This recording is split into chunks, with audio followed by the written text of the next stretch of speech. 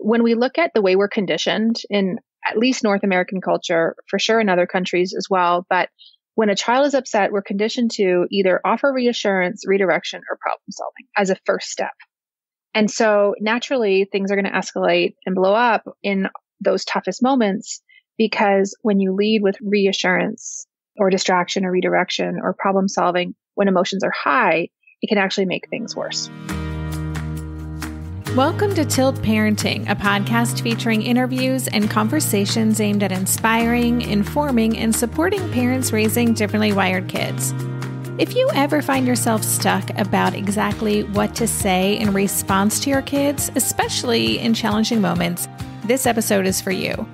My guest is Dr. Adele Lafrance, a clinical psychologist and research scientist with a passion for helping parents support their kids in a way that is informed by the latest developments in neuroscience.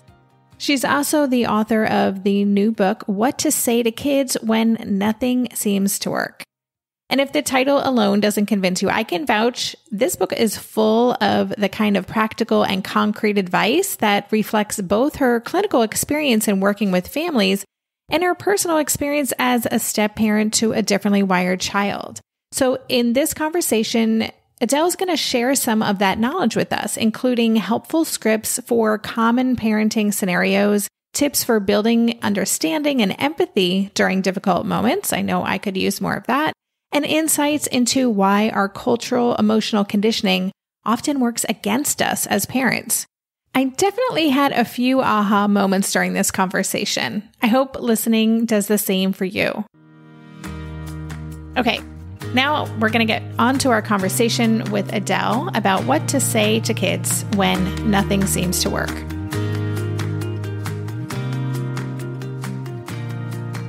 Hey Adele, welcome to the podcast.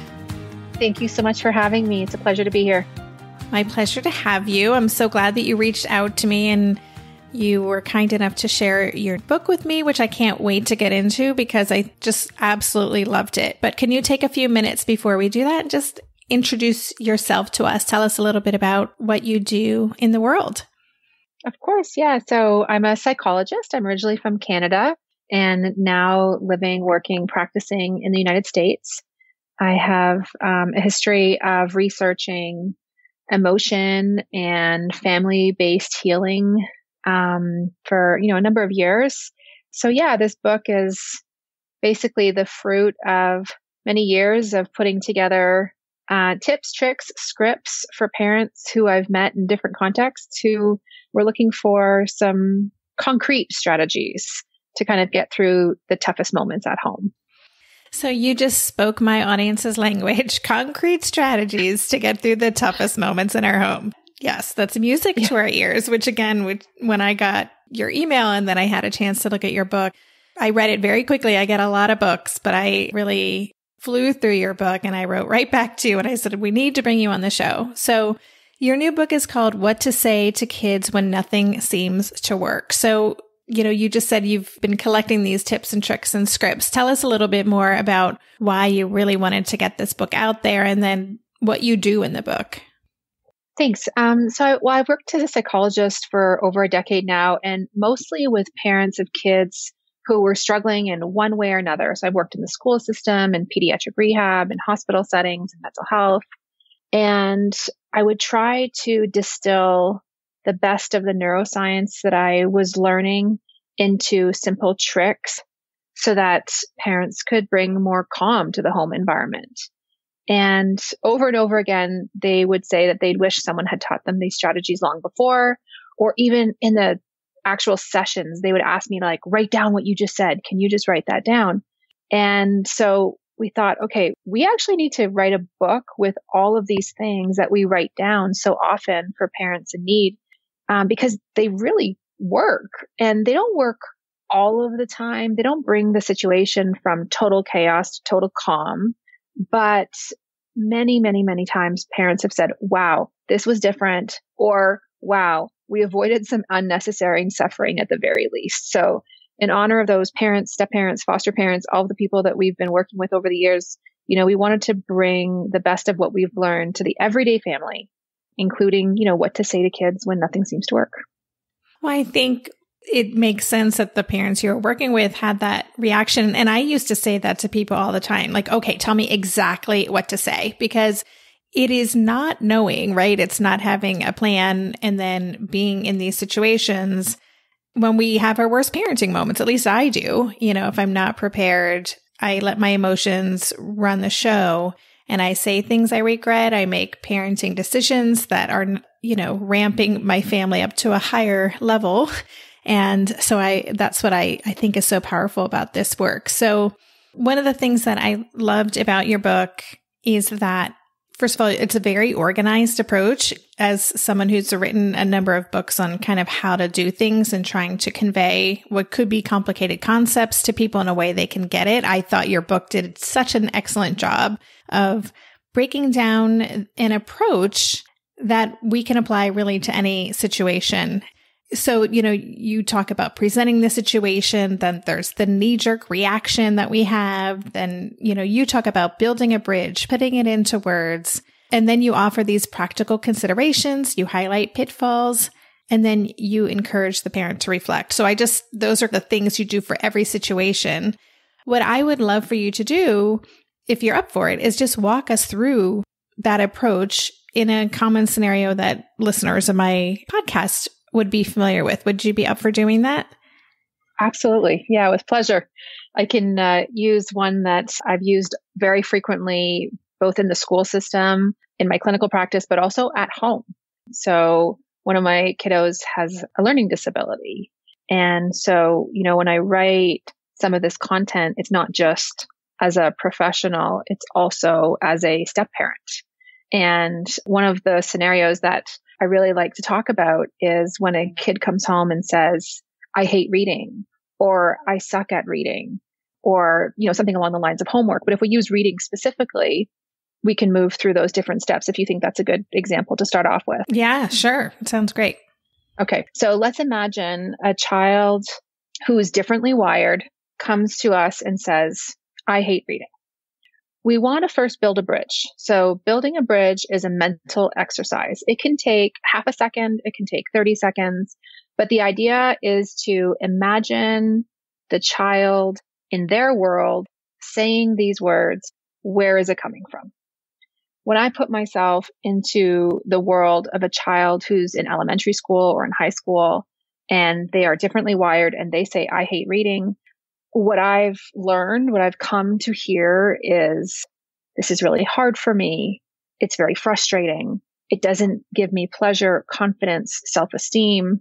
I wish I would be doing other things. And so from there, building a bridge, we would then want to put it into words. And some parents and caregivers, even professionals, are hesitant to put into words some of those ideas in case it reinforces in the child a dislike for reading or academics in general. So that's one of the kind of myths that is still alive and well in our culture, that if we put things into words, it can make them true, make them worse, or make them sticky.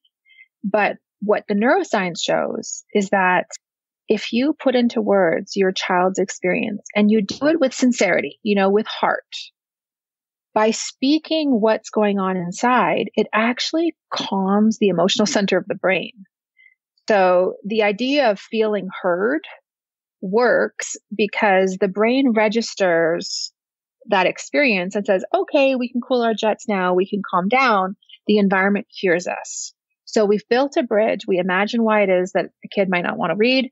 We put it into words, and I use a pretty specific script to help parents get their feet under them. So it would sound like this. I can understand why you would not want to read today, because reading is not one of your favorite things to do. And because some of those books just don't reflect your interests. And because I know that other kids are reading at a level 24 and you're reading at a level 16 right now, and that probably doesn't feel good either. Just making those three statements can do wonders to bring down the activation in the limbic system and the emotional center of the brain. It's almost bizarre at times to see the effect. And so what's happening is when you're putting into words their experience, the hypothalamus releases calming neurochemicals. And those calming neurochemicals go to the emotional center of the brain, and they put out the fire a little bit. And by doing that, what happens is that there's more flexibility now for them to hear your perspective, or for them to be guided by you in a way that is redirecting them back to the task or problem solving, or even accepting your practical support. So you've built a bridge. You've kind of thought like, okay, this is what might be going on for my kid in a way that, puts them in a good light. We're putting it into words in the way that I just described. And now we can get practical. Now we can offer reassurance. Now we can offer togetherness, belief in the child's capacity, or practical support. Here, let me help you get started. Why don't you read one page? I'll read the other. So when we put it into words first, we create that brain flexibility, which makes the child more amenable to taking in our emotional support, to accepting our practical support. So let me ask you a question then. Do you plan this in advance? Like, because I imagine knowing what to say on the fly, can be difficult. So do you recommend that parents get a sense of the typical scenarios where, they may not know what to say, or that end in conflict, and kind of work this all out ahead of time? Well, there are a couple of ways of approaching it. I love that question because this is a new language. When we look at the way we're conditioned in at least North American culture, for sure in other countries as well, but when a child is upset, we're conditioned to either offer reassurance, redirection, or problem solving as a first step. And so naturally, things are going to escalate and blow up in those toughest moments, because when you lead with reassurance or distraction or redirection or problem solving, when emotions are high, it can actually make things worse. So to answer your question, I would see it in 3 different ways. One is to just familiarize yourself with the scripts in a way that gives you permission to try something different. And just reading them a couple of times can create that kind of flexibility for the next time. The other tip that I would suggest is thinking about this little catchphrase that we use: move from but to because.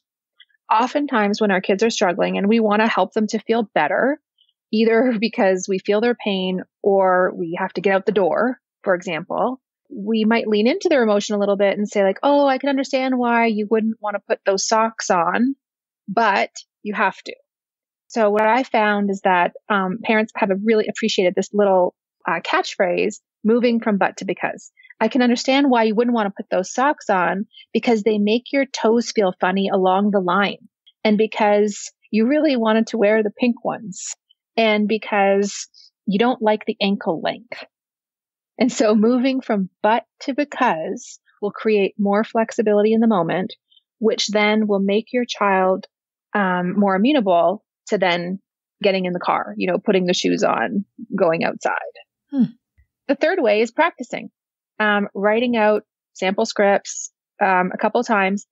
And then the best way actually is getting it wrong and circling back to give it another try. And you mentioned that earlier when you talked about, parenting moments that you may not be proud of.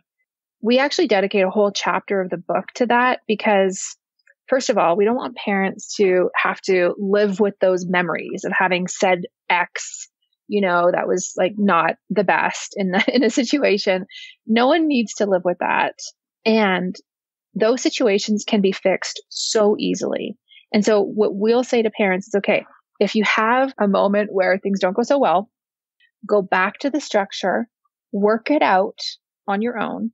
And then you can go back to your child the same day, the next day, a week later, years later, and say, hey, remember when you said this and I said this?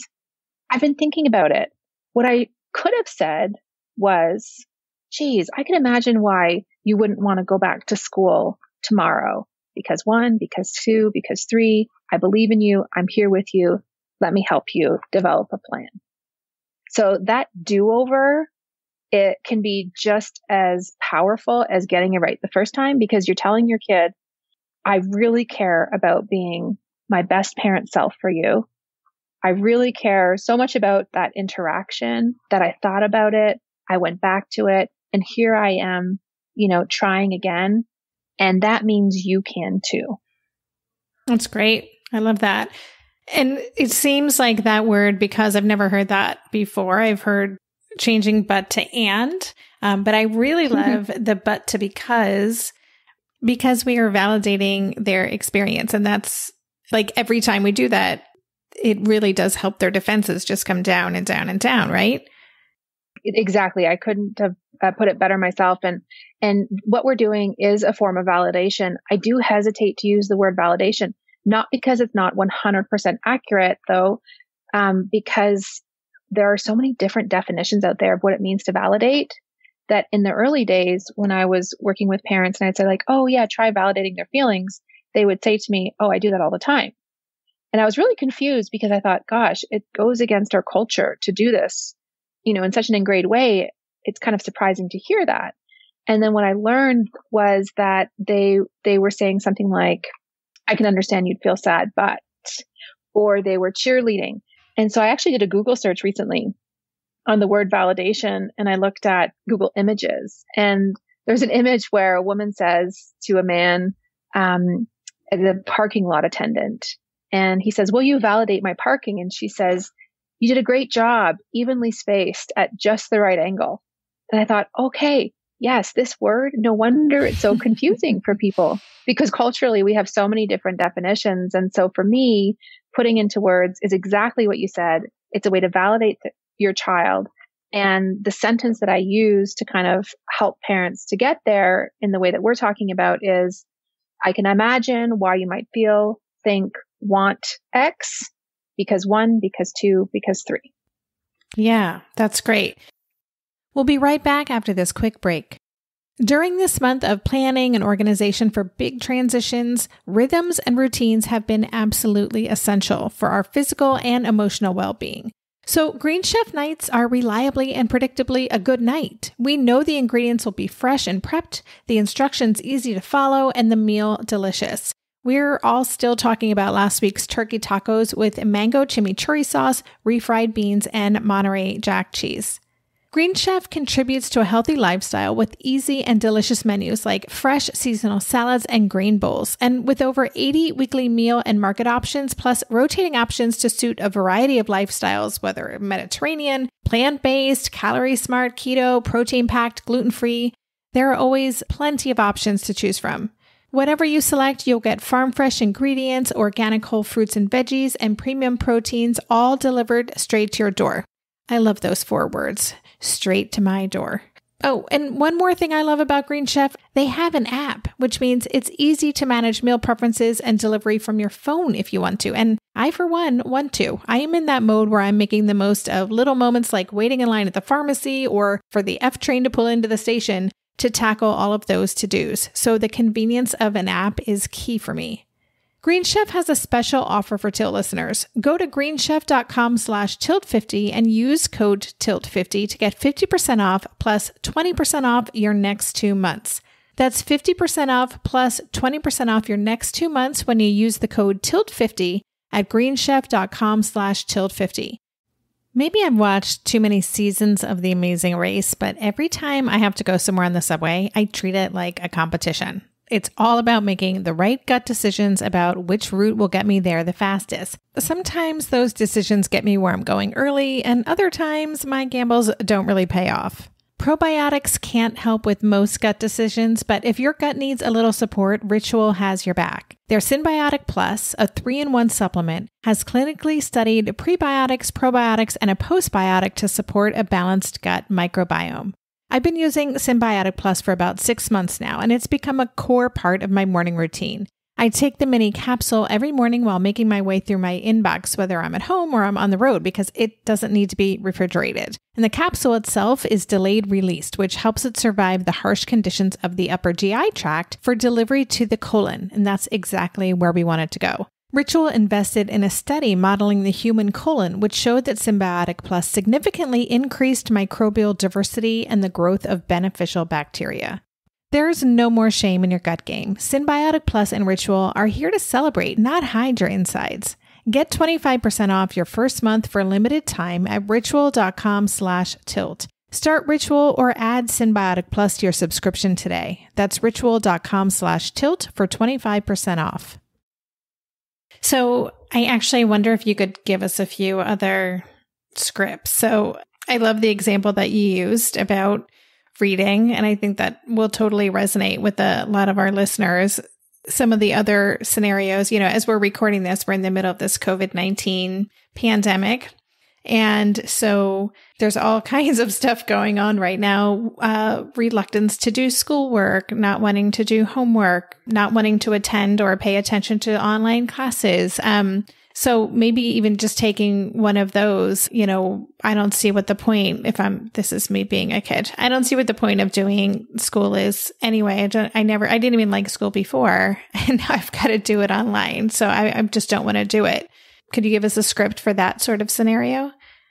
Absolutely. In fact, I just communicated a script like that at home in the last 7 days because school just started again. And so first, we want to build the bridge. So put ourselves in our child's shoes, think of them in their best light, why they might be saying this. Well, for some kids, it's hard enough to pay attention in a classroom, never mind in an online environment. Where you don't have all the structures in place to support you. So that's one thing. The second thing is that there are a lot of potentially fun distractions at home. You have your toys, your games, or maybe your siblings, maybe even your parents are at home. And so, I could imagine that online learning environment would be especially difficult. So that's my first step, is just really what's the best version of what's fueling this response for my kid. And then the next step would be putting into words. And I would say with a little bit of energy, because energy can actually help the depth to which the other person feels validated. And so I might say, you know what? I do not blame you for not wanting to do that online schooling. I can imagine that there are 300 things that you would rather do at home. And I bet it is hard to focus when you have to have your video off and you have to be muted. And you just have to sit there and listen for such a long time. And you probably just would rather hang out with us and play cards or do some family time together. And sweetheart, I totally believe that you can get through this. It will not be forever. I hear your pain. And so why don't we go into your bedroom and sort out a nice little nook that will at least make it easier for you to get through these next couple of hours of online schooling. That's good. I hope you listeners were taking notes on that. Yeah. So you go through I love this. I can imagine that it's just great language and really helping them feel heard, even if they haven't expressed it, but kind of building that bridge. And then I love the transition then to problem solving. It's very gentle and more of more coaching, right? More helpful than directive. Exactly. Yeah. And it's a balance of both. So, some parents are really, really good at the validating piece, but they struggle a bit more with the limit setting or the problem solving. Other parents are excellent problem solvers and redirectors, but the validating piece is a bit more of a challenge, because of the way they were raised or what they believe about emotion processing, whatnot. And so this process keeps us all in a structured path towards creating the balance between validation, emotional support, and getting things done, practical support. So those three pieces really do work together. One of the analogies that I use is of an elevator. So if your kid's emotion elevator, frustration elevator is on the 5th, 6th, 7th floor, and you're trying to reach them with reason or problem solving or logic, that's the kind of stuff that can happen on the main floor. Well, they're on the 6th or 7th floor, so it's not going to work, right? It's like throwing a tennis ball against a brick wall. There's no opening yet. And so those because statements help bring the elevator down to the main floor so that then you can engage with your child in a more productive manner, so to speak. That's a great visual. So it sounds like that logical framework when they're not ready is a pitfall. I know that within each section you talk about potential pitfalls. What are some of the other more common things that get in our way from executing this in a way that would be most productive? Well, I think that in my experience, both personally as a parent, but also professionally, we are so deeply conditioned to lean away from emotional pain that even after over a decade of doing emotion-focused research and practice, I still find myself wanting to reassure my child's pain. Like, it's so amazing to watch it happen inside of myself that it's no wonder we are a culture that first tries to reassure people's pain. The problem, though, is that if someone's feeling sad, mad, or scared, and we lead with reassurance, it can actually deepen their sadness, their anger, or their fear. And so I can just demonstrate it for a second, okay? Mm-hmm. So if you put yourself in let's do a resistance, because resistance is something that is frustrating for everyone to deal with, and we need better strategies. So if you put yourself in a resistant body, like, oh, I don't want to do this, okay? I don't want to, put the dishes away. And I'll respond to you in a way that's perhaps more typical. And you just tell me what happens in your body below the neck, okay? So put yourself in that resistant body. Okay, sweetheart, you have to do the dishes. It's your turn and everyone is contributing, in this household. And so I just want you to get it done. It won't take long. So do you feel that contraction that might happen? And yeah, tension. Yeah, exactly. Okay, so now put your body in that same resistant state. Like tight, and now see what happens in your body below the neck once more. I do not blame you for not wanting to put away those dishes. It probably does not feel fair after everything else you've done today. And I can imagine that you're just really looking for a break to connect with your friends on social media, or even just read that book you really wanted to read. So do you notice in your body what happens? Yeah, I just started breathing and totally relaxed, and very different. And so one of the things is that in our culture, the way we have taught to respond to resistance or emotional pain actually can increase that resistance or that emotional pain. So that's probably going to be our biggest pitfall, is just the way we have been conditioned. And that's no one's fault. There's no one to blame, for that. In fact, one of the greatest sources of influence for that kind of pattern is World War II, in the aftermath of World War II, when we really needed to suppress our emotions, either on the front line or in times of crisis, to get through, to survive. But the problem is, when those events were over, when the crisis was over, as a culture, no one was there to say, like, okay, now that you've suppressed your sadness, anger, shame, to get through this crisis, now we have to tend to these feelings again so that we don't end up increasing our rates of PTSD or substance misuse or all these other problems that came post World War II. And so this military mentality of emotion processing bled into the parenting context. And it's still here today. And so I really want parents listening to do not feel bad if you find yourself engaging in knee-jerk responses or having interactions that are, not so productive. There is deep conditioning that has been fueled by trauma that has made it so that we lean in, or we lean out rather, from our children's pain or resistance or so on and so forth. Wow, that is fascinating. I thank you for sharing that example. And I think talking about that in the context of our experience with our parents, or just in World War II, it just makes so much sense that this is, I wouldn't say that this is the natural human experience, but a conditioned one for sure. Mm-hmm. So interesting. Wow. We'll be right back after this quick break.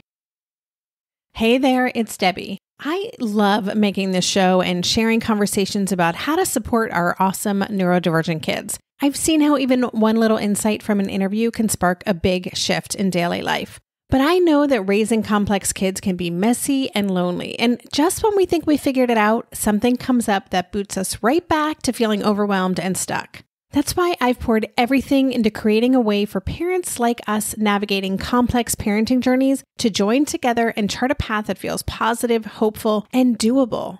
It's the brand new Differently Wired Club experience. In the club, you'll get personal support from me and other seasoned parent coaches, 6 live calls every month where you can connect and get your personal questions answered, the opportunity to learn directly from authors and experts like I have on this show, monthly themes for getting specific and tactical, an exclusive private podcast feed, and the best, most generous community of parents. Seriously, these folks show up for themselves and each other, and that right there is really everything, because it's a daily reminder that we're not alone. Our kids aren't broken, and we have totally got this. The recently rebooted Differently Wired Club is on a brand new platform with its very own iOS and Android app. It is such a great space. However you learn, whatever your style, no matter the ages, genders, and neurodivergent profile of your children, the Differently Wired Club can help you cultivate the positive shifts you're hoping for. Join us today by going to tiltparenting.com/club. That's tiltparenting.com/club. I hope to see you on the inside. Hey, are you a parent of a teenager? Are you feeling overwhelmed about how to be what they need while also holding limits and boundaries that keep them safe?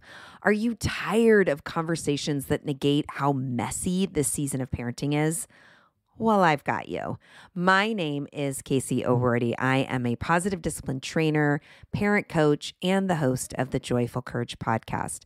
Every week, I come to you with an interview digging into tough topics with experts I trust and solo shows that go deep into the personal growth and mindset needed to raise teens in a way that grows them into confident, capable young people. I am not afraid of getting real about the intersection of conscious parenting and the teen years, while also bringing in vulnerability, humor, and lightness. I'm walking the path with you and honored to serve.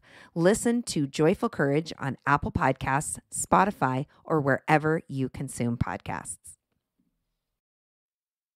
So I'm just looking at the table of contents for your book, and the whole part 2, you kind of introduce the approach, and then part 2, you really tackle. I love the way you, again, organize that you tackle some of the most common things that we might hear as parents, the I don't want to's, I miss, you love my sister more, I can't decide, I hate my life. So you tackle some of the bigger themes that a lot of parents are going to be dealing with. I'm wondering, I just even want to know what your, I don't know if favorite is the right word, but what are the ones that come up the most for you that tend to be the most powerful? Well, so there's probably 2 or 3 that are my favorite. I got a terrible mark.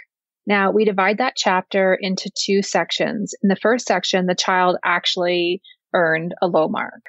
But in the second part of the chapter, we have another scenario where the child actually earned a very high mark, but they felt like it was a terrible mark.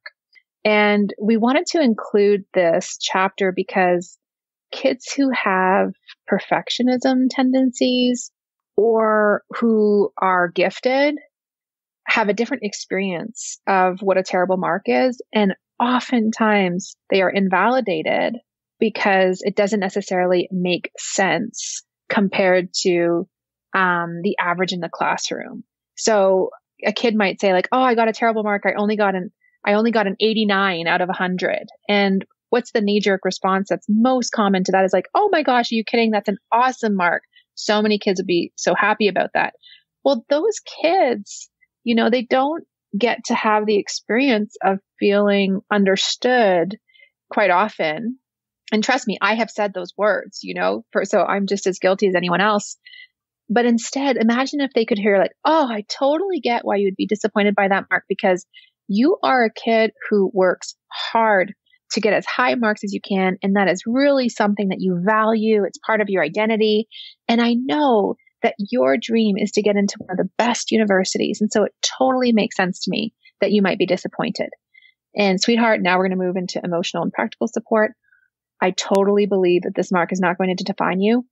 And if you want, we can look over what you didn't capture or even ask your teacher for some extra help. So I really like that chapter because it kind of gives some love to, kids who have those perfectionist tendencies where the knee-jerk responses might be more of what they experience more of the time. Mm-hmm. Yeah, that's great. I love that too. So, okay. I want to make sure that listeners know how to find you. But before we get to that, I don't know, I hate putting you on the spot, but is there one kind of big takeaway for listeners who are getting a lot out of this, and listeners are often like digesting all these podcasts and then trying to have that takeaway that they can really apply in their life? What's the one thing you hope that they take from this? I think that, the but to because strategy is far and away the strategy that the most parents have come back to say, like, thank you. I couldn't remember all the other things that you said or that I read, but I was able to remember to move from but to because. And even though I couldn't think of 3 reasons why my child might be having a meltdown because of the snack that I gave her, I was able to come up with 2, and I saw that decrease happen. So that's the first kind of major takeaway. The second major takeaway is about circling back, about doing over. When we were writing this book, generally speaking, I was like worried about being one more voice in the parenting world about this is what you should do. And parents are stressed out enough by being the best they can be, especially in our current circumstances. And I want parents to know that do-overs can happen, and they can be just as meaningful, if not more meaningful, than getting it right the first time, and that there is no time limit. I've done do-overs with parents 30 years later, and they have been absolutely transformational. No statute of limitations on do-overs. Exactly. I appreciate that reminder. I'm a big believer that our mistakes, our parenting fails, of which I have many, are opportunities to learn. And I've learned not to beat myself up for as long anyway, when I have those. But I really just appreciate you reminding us about the do-overs and also that it's never too late. That's really important. Absolutely. And the truth is, our children don't want us to beat ourselves up. Even in the toughest moments, their love for us is unbelievably unparalleled. It's so huge. And so the more we can have patience with ourselves, compassion for ourselves, the more time we take for ourselves to kind of get back to baseline, the better it will be for everyone. That's great. Before we go then, again, listeners, the book is called What to Say to Kids When Nothing Seems to Work. I will have links on the show notes page for that. But where else can listeners connect with you on social media, or where else do you hang out online? Well, we do have a website, and it's called mentalhealthfoundations.ca.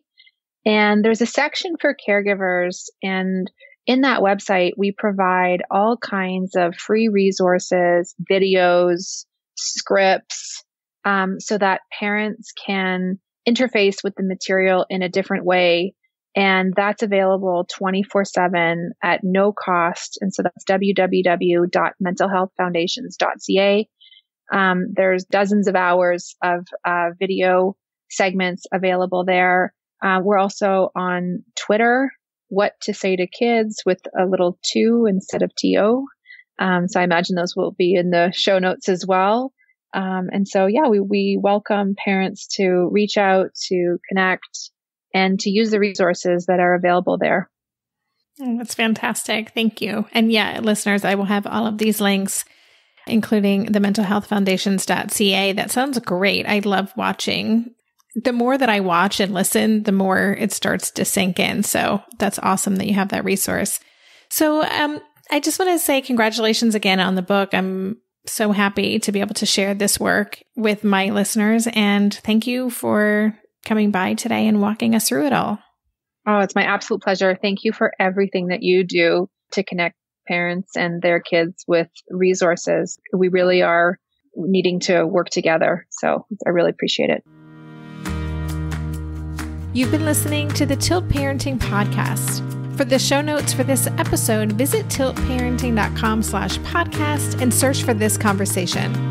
If you like what you heard on today's episode, I would be grateful if you could take a minute to head over to Apple Podcasts and leave a rating or a review.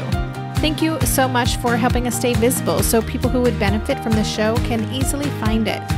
If you want to support the show and help me cover the cost of production, please consider joining my Patreon campaign. To support the show, just visit patreon.com/tiltparenting. Lastly, if you aren't already part of the online community at Tilt, I invite you to sign up at tiltparenting.com on the box in the bottom where it says Join the Revolution. Every Thursday, I send out a short email with a quick note from me, a link to that week's podcast episode, and links to 5 stories from the news that week that are relevant to parents like us. Again, you can sign up and learn more about Tilt at www.tiltparenting.com. If you're a parent, I invite you to join us at the Mindful Mama podcast, where it's all about becoming a less irritable, more joyful parent. With sometimes hilarious and always thought-provoking experts and friends, at Mindful Mama, we know that you cannot give what you do not have. And when you have calm and peace within, then you can give it to your children. I'm Hunter Clark Fields, and I can't wait to see you there. Listen in to the Mindful Mama podcast.